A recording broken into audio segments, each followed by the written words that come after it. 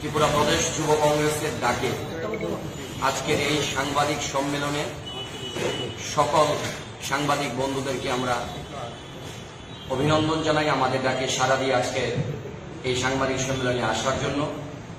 যে উদ্দেশ্য নিয়ে আজকে আপনাদের সামনে সাংবাদিক সম্মেলন করা, নিশ্চয়ই আপনারা সংবাদ মাধ্যমে আছেন, আপনারা গতকালকের যে বিশ্রামগঞ্জের ঘটনা সেটা আপনারা অবগত আছেন।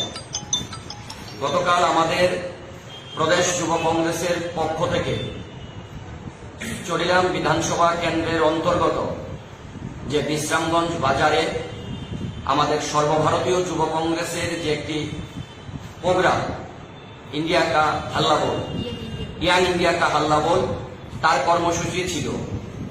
সেই কর্মসূচি করার জন্য সর্বভারতীয় যুব কংগ্রেসের যিনি মুখপাত্র মমিতা কালী, তিনি এসেছিলেন আমাদের রাজ্যের যুবকদের প্রতিভা নিয়ে। সেখানে একটা কর্মসূচি হবে যুব কংগ্রেসের মধ্যে। সেই কর্মসূচি যখন করতে যান তখন আমরা দেখি বর্তমান ত্রিপুরার শাসক দল যারা দাবি করেন, যারা জনগণের সরকার হিসেবে দাবি করেন, যে বিজেপি দল, যাদেরকে আমরা বারবার বলি তারা হচ্ছে ব্রিটিশ জনতা পার্টি। এই ব্রিটিশ জনতা পার্টির হায়নার দল, গুন্ডা বাহিনী, সন্ত্রাস বাহিনী গতকাল আমাদের এই যুব কংগ্রেসের কর্মসূচির মধ্যে যেইভাবে অতর্কিতভাবে বর্বরচিতভাবে যেই আক্রমণ করে সেখানে আমাদের যুব কংগ্রেসের বেশ কয়েকজন আহত হয় এবং সেই ঘটনা নিয়ে, সেই ঘটনাকে কেন্দ্র করে যখন আমরা দেখি আমাদের যুব কংগ্রেসের কর্মীরা পুলিশের সাহায্য চান, তখন পুলিশের পক্ষ থেকে সেই পরিমাণে সাহায্য দেওয়া হয়নি। এখানে আমরা দেখি যুব কংগ্রেসের কর্মীদের আহত করার পর আমাদের যুব কংগ্রেসের 3 জন কর্মী, রাজ্য সভাপতি সহ রাঘু দাস সহ একজন প্রবীণ কংগ্রেস নেতা সহ এই মিথ্যা মামলা দিয়ে এই ব্রিটিশ জনতা পার্টির সরকার আজ তাদেরকে জেলে আটকে রেখেছে। এই বিষয় নিয়ে আমি অনুরোধ করব, কালকের ঘটনা নিয়ে আমাদের সর্বভারতীয় যুব কংগ্রেস কমিটির যিনি মুখপাত্র পশ্চিমবাংলা থেকে যিনি এসছেন এই ইয়াং ইন্ডিয়া কা বল কর্মসূচি করার জন্য, মমিতা কলি, উনাকে কালকের ঘটনা নিয়ে কিছু কথা বলার জন্য আমি বলবো। গতকাল বিকেলে আমরা যখন গিয়েছিলাম উদয়পুরের বিশ্রামগঞ্জে চরিলাম বিধানসভা থেকে, আমাদের সর্বভারতীয় যুব কংগ্রেসের নির্দেশে আমরা একটা প্রতিযোগিতা জেলা ভিত্তিক আয়োজন করতে গিয়েছিলাম, ইয়াং ইন্ডিয়াকে বল। প্রতিযোগিতা শুরু হয়েছে 10 থেকে 15 মিনিটের মধ্যে হঠাৎই আমরা নিচ থেকে শুনতে পাই তুমুল চিৎকার এবং সেই সঙ্গে খুব খারাপ ভাষায় কথাবার্তা, হুমকি সাঁটারি, এবং হঠাৎ করে দেখি নিচ থেকে বড় বড় পাটকেল ইটের টুকরো, কখনো বা কাঁচের বোতলের টুকরো ছিটকে আসছে আমাদের যে রুমে আমরা মিটিং করছিলাম সেই রুমে। এবং সেখানে আমাদের যে ভাই বোনেরা ছিলেন তারা ভয় পেয়ে যায়। হঠাৎ করে একটি কাঁচের বোতলের টুকরো এসে পড়ে আমার ডান হাঁটুর নিচে এবং সঙ্গে সঙ্গে রক্তপাত হতে শুরু করে। সেই সময় আমার সঙ্গে ওখানে উপস্থিত ছিলেন প্রদেশ যুব কংগ্রেসের মাননীয় সভাপতি রাঘু দাস মহাশয়। তিনি সেই সময় কিভাবে আমাকে ওখান থেকে বাঁচানো যাবে, কারণ যেভাবে তারা বোতল বৃষ্টি করছে, ইট পাটকেল ছুটছে, ওখানে যে কোনো মুহূর্তে যে কোনো ধরনের অঘটনকাল ঘটতে পারত। এইভাবে রক্তপাত হচ্ছে এবং তারপরে যে অসভ্যতা তারা করেছে এবং সব থেকে নক্কারজনক এখানকার পুলিশের ভূমিকা। বারে বারে তাদের কাছে সাহায্য চাওয়া সত্ত্বেও তারা কিন্তু কোনোভাবে আমাদের কোনো রকম নিরাপত্তা দিতে পারেননি, কোনো রকম সহযোগিতা তারা করেননি আমাদের সঙ্গে। এবং রাত 1:30টার সময় যখন টানা 5 থেকে 6 ঘন্টা একটা রুমে কার্যত আমরা গৃহবন্দী অবস্থায় ছিলাম, সেখান থেকে যখন আমরা আসছি ঠিক সেই সময় রাত 1:30টায় সমস্ত মানুষ যখন ঘুমাচ্ছে, তখন রাঘু দাস আমাদের প্রদেশ যুব কংগ্রেসের সভাপতিকে কি করা হলো, পুলিশ কার্যত তাকে পাঁজা কোলা করে তুলে গ্রেপ্তার করলেন বিনা অপরাধে। যাদের ওপর অত্যাচার হলো, যাদের ওপর আক্রমণ হলো, পুলিশ তাদের সুরক্ষা দিলেন না ত্রিপুরার মাটিতে, উল্টে তাদের বিরুদ্ধে মিথ্যে কিছু ধারায় তাদেরকে অপরাধী বলে সাব্যস্ত করলেন। আমরা আজকে দেখেছি আমাদের যে যুব কংগ্রেস সভাপতি রাঘু দাসের বিরুদ্ধে বেশ কিছু জামিন অযোগ্য ধারায় তারা মামলা দায়ের করেছে, যার জন্য 20 তারিখ অবধি তাকে জেল হেফাজতে থাকতে হবে। যে কটা ধারা আমরা দেখতে পেয়েছি তার মধ্যে একটা যেটা চোখে পড়ছে 333। এই 333 ধারায় আমরা যেটাকে দেখতে পাই, যাকে বলা হয় গ্রেভিয়াস হার্ট, মারাত্মক কোনো ধারালো শক্তিশালী অস্ত্র দিয়ে যখন কোনো মানুষের ওপর আঘাত করা হয়, তখন যদি তার অঙ্গহানি ঘটে, দীর্ঘদিন সে মারাত্মক জখম অবস্থায় চিকিৎসাধীন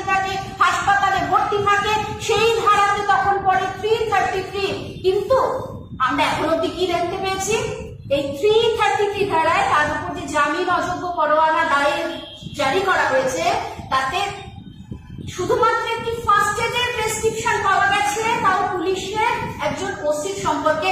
আর তারা কি দেখাচ্ছে যে গ্রেভিয়াস আর্ডেনারকে তাদের যে পুলিশ কর্মীরা আছে তাদের উপর নাকি আক্রমণ আনা হয়েছে, রক্তপাত হয়েছে। যদি সত্যি রক্তপাত হয়ে থাকে, যদি মারাত্মক ধরনের কোনো রকম আঘাত তাদের উপর হয়ে থাকে, তাহলে শুধুমাত্র ফার্স্ট এড করে তাদের ছেড়ে দেওয়া হলো কেন?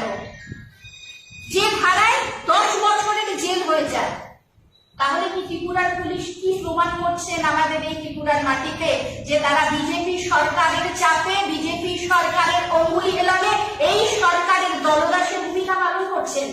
কেন এই রাজ্যের মাটিতে বিরোধী দলের একজন নেতা কর্মীকে এখানে এসে তাদের এরকম রক্তপাত হবে? গণতন্ত্র নিয়ে এই ছিনিবিনি খেলা আর চলবে না। আমরা মানুষের কাছে বিচার চাইছি এবং আমি ক্ষমা প্রার্থী, আমাকে পৌঁছে যেতে হবে, কারণ যুব কংগ্রেস থেকে নির্দেশ এসেছে আমি অবিলম্বে যাতে কলকাতা পৌঁছে যাই। আমি আপনাদের কাছ থেকে বিরতি চেয়ে নিচ্ছি। বাকি কথা সাজান আছেন, বাকি যারা রয়েছেন তারা করবেন। এই সরকার যখন রাজ্যে ক্ষমতায় আসার আগে আমাদের রাজ্যের প্রত্যেক যুবকদেরকে তারা বলেছিল কর্মসংস্থান দেবে, এই সরকার চাকরি দেবে, মানুষের নিরাপত্তা দেবে। আমরা দেখি এই সরকার যখন ক্ষমতায় আসে, ক্ষমতায় আসার পর এই রাজ্যের প্রত্যেকটা বিরোধী দল করার অপরাধে বিরোধী রাজনৈতিক দলের কর্মীদের উপর প্রতিনিয়ত প্রতিদিন গোটা রাজ্য জুড়ে কোথাও না কোথাও হামলা সন্ত্রাস চলছে। আমরা যখন দেখি বিরোধী দলের কর্মীরা আক্রান্ত হন, আহত হন, থানাতে যখন এফআইআর করা হয়, মামলা দেওয়া হয়, তখন এফআইআর পর্যন্ত গ্রহণ করতে চায় না রাজ্য পুলিশের পক্ষ থেকে। সেইখানে রাজ্যের একাংশ পুলিশ, আমার যিনি পূর্বের সর্বভারতীয় যুব কংগ্রেসের যিনি মুখপাত্র বলে গিয়েছেন দলদাস, আমি শুধু ওনার সঙ্গে আরেকটা শব্দ ব্যবহার করতে চাইছি, বর্তমানে ত্রিপুরার পুলিশ প্রশাসন দলদাস নয়। এই রাজ্যের পুলিশ প্রশাসন, একাংশ পুলিশ প্রশাসন রাজ্যের বিজেপি সরকারের শাসনে কৃতদাসের ভূমিকা পালন করছে। কৃতদাস মানে কি? মালিক যা বলবে কৃতদাস হিসেবে সেই পুলিশ তাই করছে। আপনারা জানেন গতকালকের ঘটনায় আমাদের দলের কর্মসূচি চলছিল, সেটা প্রকাশ্য কোনো সভা ছিল না, ইনডোর একটা প্রোগ্রাম ছিল। সেই প্রোগ্রামের মধ্যে আমাদের দলের যুব কংগ্রেসের কর্মীদের মধ্যে প্রতিযোগিতা চলছিল। সেই প্রতিযোগিতামূলক কর্মসূচির মধ্যে এখানকার সরকারের যারা মদতপৃষ্ট গুন্ডা বাহিনী, সন্ত্রাস, তারা সেখানে কালকা হামলা চালায়। হামলা চালানোর পর আমাদের যুব কংগ্রেসের বেশ কয়েকজন কর্মী আহত হন। আমাদের সর্বভারতীয় যিনি যুব কংগ্রেসের প্রতিনিধিত্ব করছেন বর্তমান ত্রিপুরায়, মমিতা কলি, উনি আক্রান্ত হন। আমাদের যুব কংগ্রেসের আরো বেশ কয়েকজন আক্রান্ত হন। আমাদের যারা আক্রান্ত হলো, যাদের আমাদের কর্মীরা আক্রান্ত হলো, আজকে তাদের বিরুদ্ধে এই পুলিশ প্রশাসন রাজ্যের বিজেপি সরকারকে খুশি রাখার জন্য, তাদেরকে খুশি করার জন্য মিথ্যা মামলা দিয়ে, বিভিন্ন জামিন অযোগ্য মামলা দিয়ে আজকে তাদেরকে কোর্টে পাঠানো হলো। সেখানে আমরা দেখলাম বিচার ব্যবস্থার প্রতি আমাদের 100% আস্থা আছে, বিশ্বাস আছে। কিন্তু আমাদের প্রশ্ন, যেই পুলিশ কৃতদাসের ভূমিকা পালন করে তাদেরকে বিভিন্ন মিথ্যা মামলা দিয়ে কোর্টে পাঠানো হলো, সেখানে বলে গিয়েছে যারা আক্রান্ত হয়েছেন বলেছেন যেই জামিনের ধারার ভিত্তিতে তাদেরকে মামলা দেওয়া হয়েছে, সেখানে কিন্তু পুলিশের পক্ষ থেকে গুরুতরভাবে সিরিয়াস কোনো পেশেন্টের আহত হয়েছেন, কেউ আহত হয়েছেন, এই ধরনের প্রমাণ কোর্টে তারা প্রমাণ করতে পারেনি। আজকে কোর্টে পুলিশের পক্ষ থেকে সেখানে প্রাথমিকভাবে একজন পুলিশ আধিকারিক আক্রান্ত হয়েছেন বলে একটা সাধারণ প্রেসক্রিপশন কোর্টে পেশ করেছে। আমাদের মনে হচ্ছে পুলিশ যেমন কৃতদাসের ভূমিকা পালন করছে, কোথাও না কোথাও এই পুলিশের মিথ্যা মামলা করা, তাদের মিথ্যা ডকুমেন্টের ভিত্তিতে কোথাও না কোথাও প্রভাবিত হয়েছেন বিচার ব্যবস্থা। এই বিচার ব্যবস্থার প্রতি কিন্তু আমরা পূর্ণ আস্থা রাখি, বিশ্বাস রাখি। আমরা বারবার বলছি, গোটা রাজ্যে গণতন্ত্র বিপন্ন। এই সরকার গণতন্ত্র মানুষের কেড়ে নিয়েছে। আমরা যুব কংগ্রেস গতকালকের এই ঘটনার তীব্র নিন্দা করি এবং ধিক্কার জানাই, এবং পুলিশের কাছে আমরা আহ্বান করব, পুলিশ যাতে কৃতদাসের ভূমিকা পালন না করে। গোটা রাজ্য জুড়ে চুরি বেড়েছে, ডাকাতি বেড়েছে, ছিনতাই বেড়েছে, পুলিশ তো সেগুলোকে খুঁজে বের করতে পারছে না। যখন পুলিশের হেডকোয়ার্টার থেকে ফাইল চুরি হয়ে যায়, শিক্ষা দপ্তরের ফাইল চুরি হয়ে যাচ্ছে, কোথাও এসডিএম অফিস থেকে ফাইল চুরি হয়ে যাচ্ছে, তখন রাজ্যের পুলিশকে আমরা দেখতে পাই না তার সুষ্ঠু তদন্ত করতে। বিরোধী দল কারা কারা করছেন তাদের বিরুদ্ধে মিথ্যা মামলা নেওয়া হচ্ছে। আমরা পুলিশের কাছে যুব কংগ্রেসের পক্ষ থেকে আহ্বান করব, তাদেরকে আমরা বিনম্রভাবে অনুরোধ করব, পুলিশ যাতে তার যে মান মর্যাদা গরিমা, পুলিশ যে আমাদের রাষ্ট্রপতি পুরস্কার প্রাপ্ত আমাদের রাজ্যের পুলিশ, এই পুলিশ যাতে স্বচ্ছতা সততা নিয়ে কাজ করে সরকারের কথা মতন, সরকার যা বলবেন কৃতদাসের মতন সেই দিকে যাতে পুলিশ কাজ না করে সেই জন্য আমরা আহ্বান করব। আমাদের যারা যুব কংগ্রেসের যারা প্রতিনিধিরা সেখানে কালকে গিয়েছিল, প্রায় 3টি গাড়ি ভাঙচুর করা হয়। এই সিপাহীজলা ডিস্ট্রিক্টের যিনি এসডিপিও মহকুমা এসডিপিও যিনি রাহুল দাস, আমরা বলতে চাইছি তিনি কে? তিনি একসময় রাজ্যে বর্তমান উপমুখ্যমন্ত্রীর ওএসডি ছিলেন। তিনি উপমুখ্যমন্ত্রী যা বলছেন সেখানটা তিনি তাই করছেন। গত কিছুদিন আগে আপনারা সাক্ষী, আমাদের চরিলামে একটা যোগদান সভা ছিল। বিধায়ক সুদীপ রায় বর্মন, প্রদেশ কংগ্রেস সভাপতি বিরিজিৎ সিনহা, প্রাক্তন বিধায়ক আশিস কুমার সাহা সেখানে যান যোগদান সভা। পথচারী যারা ছিল তাদেরকে পর্যন্ত আক্রান্ত করেছে সেখানকার বিজেপির গুন্ডা বাহিনীরা। সেদিন পুলিশের ভূমিকা কি ছিল? সেই দিন এসডিপির ভূমিকা কি ছিল? এই রাহুল দাসের ভূমিকা কিন্তু একেবারে ন্যাক্কারজনক। সেখানকার পুলিশ কোনোভাবে কালকে আমাদের কর্মীদেরকে, আমাদের যুব কংগ্রেসের সহযোদ্ধাদেরকে কিন্তু কোনোভাবে সহযোগিতা করেনি। পুলিশ উল্টু তাদেরকে গ্রেপ্তার করেছে। আজ আমাদের রাজ্য যুব কংগ্রেসের যিনি সভাপতি তিনি গ্রেপ্তার হয়েছেন। 20 তারিখ পর্যন্ত তাকে জেল হেফাজতে থাকতে হবে।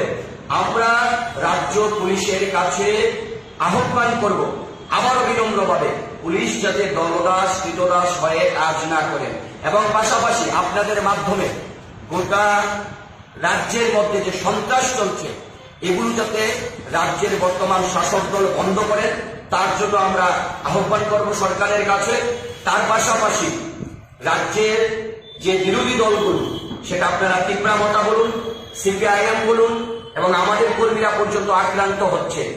আমরা এই রাজ্যের গণতন্ত্র পুনরুদ্ধার করার স্বার্থে, এই রাজ্যের মানুষের কথা বলা অধিকার ফিরিয়ে দেওয়ার স্বার্থে, মানুষের বাক স্বাধীনতা ফিরিয়ে দেওয়ার স্বার্থে, গণতন্ত্র যাতে আমরা পুনরুদ্ধার করতে পারি তার জন্য প্রত্যেকটা বিরোধী রাজনৈতিক দলের যুব সংগঠনের কাছে আহ্বান থাকবে যুব কংগ্রেসের পক্ষ থেকে ঐক্যবদ্ধভাবে যাতে এই বেশিবাদী জুমনাবাজ একটা সন্ত্রাসবাদ সরকারের বিরুদ্ধে যাতে ঐক্যবদ্ধভাবে লড়াই করা যায় তার জন্য আহ্বান করছি।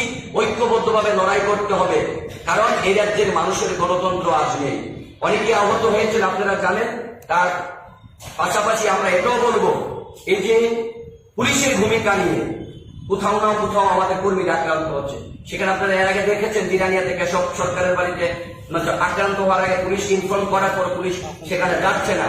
চুরি বেড়েছে, ডাকাতি বেড়েছে। আমাদের বিধায়ক সুদীপ রায় বর্মনের উপর আক্রমণ হয়েছে, পুলিশের ভূমিকা ন্যাক্কারজনক। আমাদের সর্বভারতীয় কংগ্রেস কমিটির যিনি সম্পাদিকা ম্যাডাম জারিকাজির উপর আক্রমণ হয়েছে, প্রদেশ কংগ্রেস সভাপতির উপর আক্রমণ হয়েছে। প্রতিদিন কোথাও সিপিএম আক্রান্ত হচ্ছে, কোথাও তীব্রামতা আক্রান্ত হচ্ছে।